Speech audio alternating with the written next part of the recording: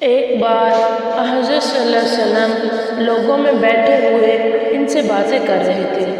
اتنے میں ایک دیہاتی آپ کے پاس آیا اور پوچھنے لگا کہ قیامت کب آئے گی۔ آپ صلی اللہ علیہ وسلم اپنی گفتگو میں مصروف رہے۔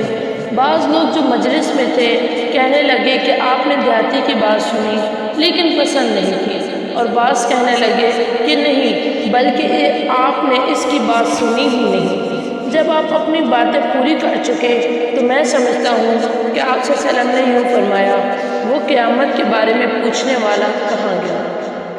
اس دیہاتی نے کہا، حضور میں موجود ہوں۔ آپ نے فرمایا کہ جب امانت ایمانداری دنیا سے اٹھ جائے تو قیامت قائم ہونے کا انتظار کر۔ اس نے کہا، ایمانداری اٹھنے کا کیا مطلب ہے؟ آپ صلی اللہ علیہ وسلم نے فرمایا کہ جب حکومت کے کاروبار نالائق لوگوں کو سونپ دیے جائیں تو قیامت کا انتظار کر۔ صحیح بخاری 59۔